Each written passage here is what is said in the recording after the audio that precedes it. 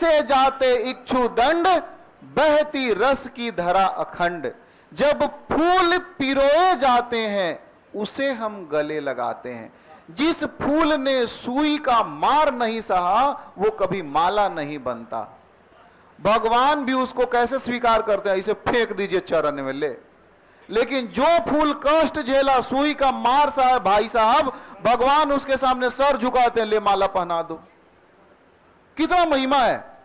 तो वही कभी कहते हैं कि जो बत्ती जितना जलता है रोशनी उतना पाता है, जब मेहंदी सहती है प्रहार बनती ललनाओं का सिंगार।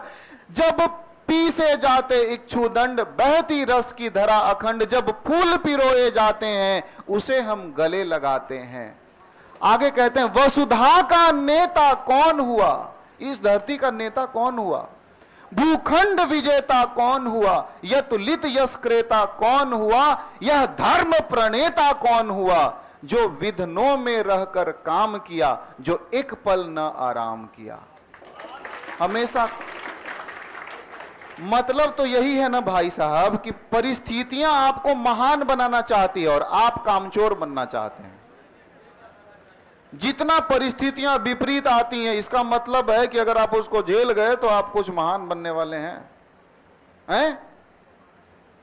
यही प्रमाण है ना महानता का। आप पूरा इतिहास उठा के देख लीजिए, कोई भी ऐसा व्यक्ति बता दीजिए जिसने त्याग और तपस्या न किया हो, उस कुछ पाया हो। अगर धीरूभाई अंबानी के पुत्र जो हैं सुपुत्र, मान लीजिए अगर मुकेश अंबानी छोड़ भी गए, धीरूभाई अंबानी छोड़ भी गए संपत्ति, इतना करोड़पति हुए, किसका सम्मान है? आपके नजर में धीरू का सम्मान है? नहीं होगा। है पैसा वाला के नजर से देखते हैं, रईस के नजर से देखते हैं, रिस्पेक्ट कहां है भाई साहब? मर जाएगा तो आपको कोई फर्क नहीं पड़ेगा। महात्मा बुद्ध ने तप किया, धर्म चक्र के धुरी को परिवर्तन कर दिया है। धर्म की बात मजाक है? कोई चाहे किसी के धर्म पे उंगली उठा के देखिए कैसा आग भड़कता है। उन्होंने एक अलग धर्म बना दिया। महात्मा जैन ने निर्वस्त्र रह करके बरसों तक पेड़ के नीचे तप किया, तब जाकर के उसकी बात को लोगों ने स्वीकार किया। तो जिसने जो कुछ भी पाया है उसी तपस्या के अनुरूप पाया है। अगर तपस्या इतना किया तो इतना पाया है, अगर तपस्या इतना किया तो इतना पाया है, अगर तपस्या इतना किया तो इतना पाया है कि नहीं?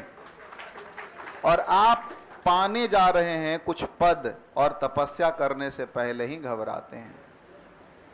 सोचिए, मिलेगा? इक्वल है, जितना तप करेंगे उतने मिलेगा। अब इतना मानी नीच कम रह गए तो बोलिएगा 1 नंबर से छूट गया, 1 नंबर कम किए थे तपस्या। बात समझ में आ रहा है? तो वो क्यों ना हम क्यों छूटे? हम इतना कर लेंगे, पाना इतना है, इतना तपस्या कर लेते हैं, अपने आप मिल जाएगा। सहजता से इसको बोलते हैं मिलना, है कि नहीं?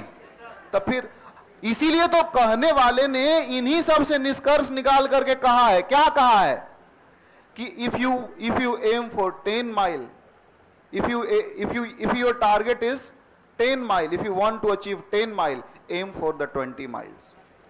अगर आपका टारगेट 10 माइल दौड़ने का है, 20 माइल लक्ष्य रखो, 10 माइल अपने आप प्राप्त हो जाएगा।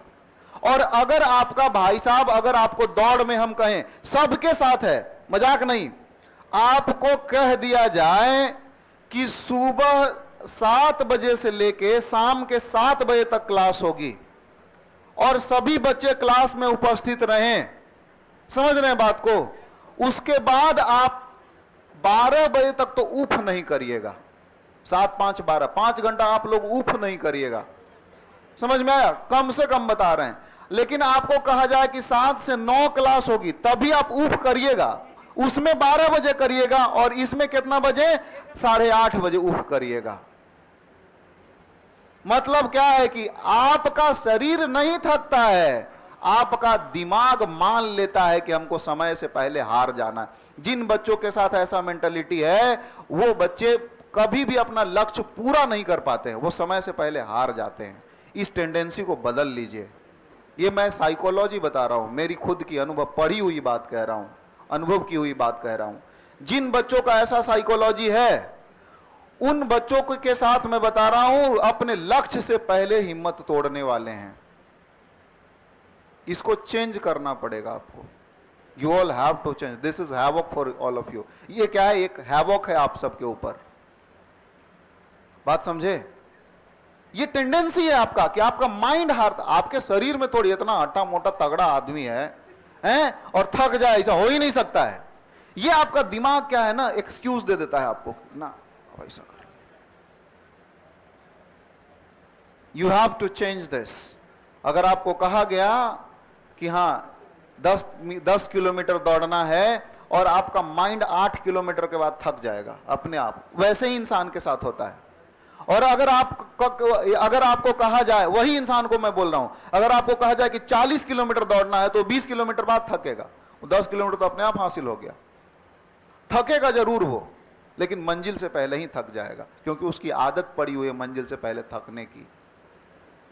बात समझ में आया? बस गहरी बात कह रहा हूं, इसको गहराई से लीजिए और इसको एटीट्यूड को चेंज करिए। जो लक्ष्य लेकर के आए हैं उसको साध के ही जाइए, चाहे कहर के, चाहे हंस के, चाहे रो के। जकरा बोलते हैं ना कि हंस के चाहे रो के, करे तो पड़वे कड़ी। समझे कि नहीं समझे? हाँ, इसलिए बोला आपके फायदे की बात बता रहा था मैं।